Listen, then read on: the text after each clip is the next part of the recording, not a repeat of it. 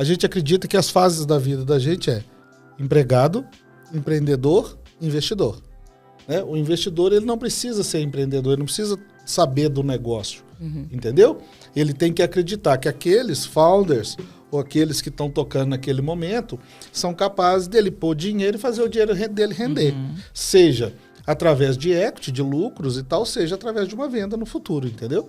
É porque no começo de uma empresa, geralmente você faz tudo.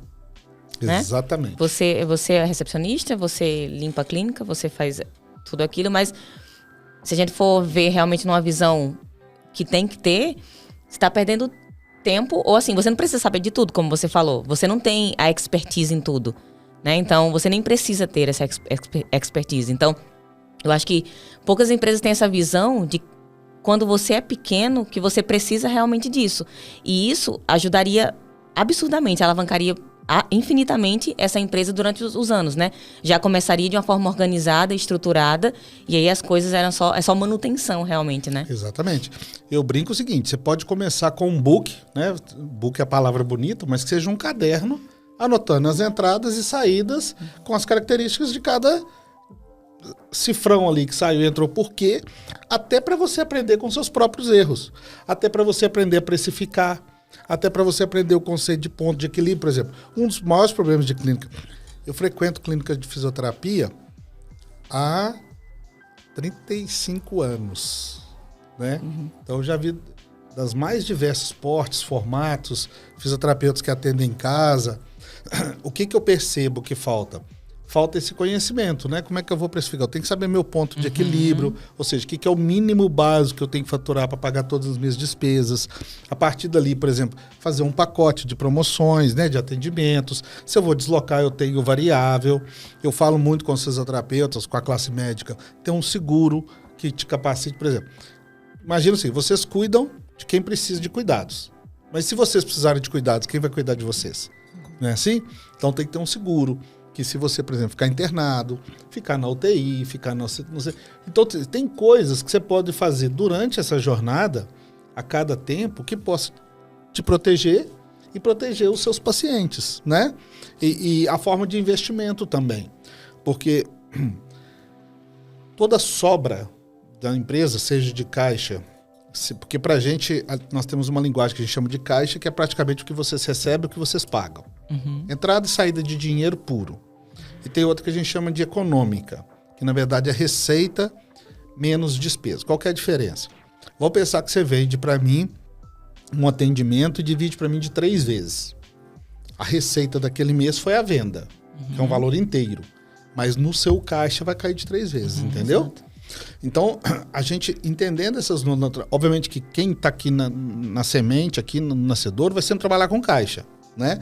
Até um ponto que ele tem que começar a perceber esse lado econômico, para saber onde está o lucro e onde ele vai investir. Por exemplo, hoje clínicas de fisioterapia, você tem diversos formatos dentro da clínica. Você não faz uma coisa só, concorda? Concordo. Né? Você tem a terapêutica, você tem... Como é que chama que vocês revira dos avessos? Pilates.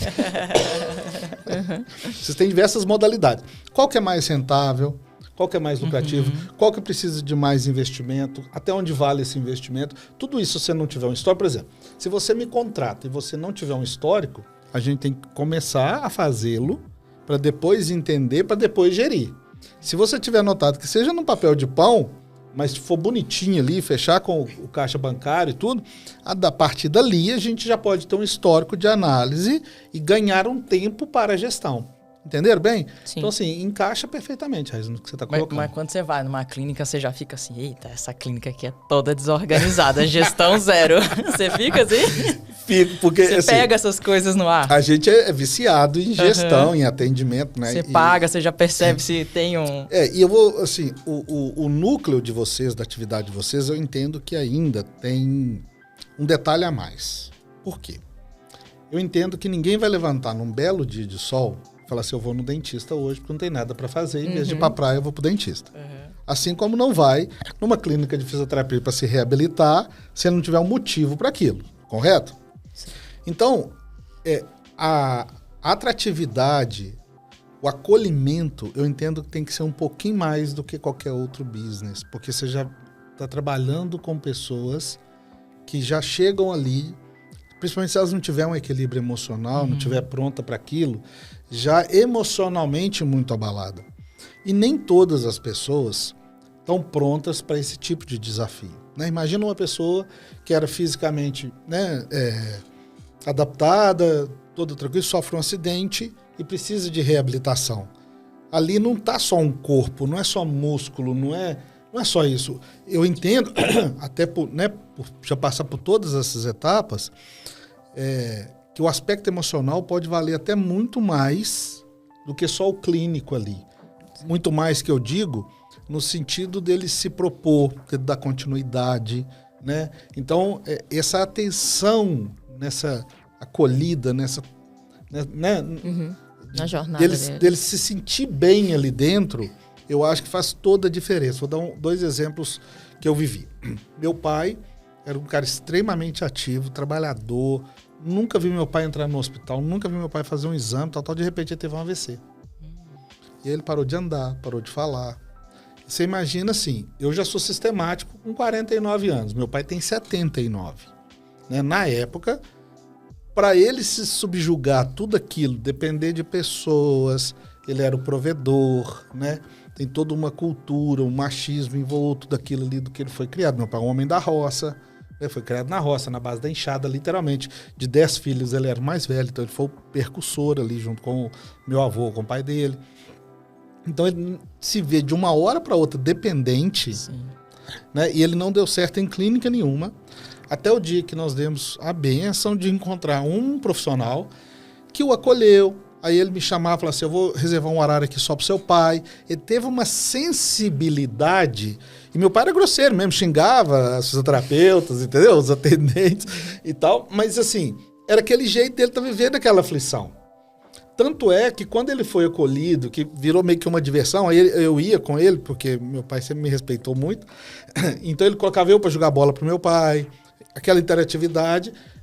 Os médicos falaram que meu pai não ia voltar a andar, nem falar com 6 meses, ele estava adaptado já, voltava a dirigir, a tudo, entendeu? E eu vi que o viés foi o cara entender que, por exemplo, uma clínica cheia naqueles horários, ele não iria se adaptar àquilo, e talvez essa resistência causaria ainda mais o agravo do estado dele, entendeu?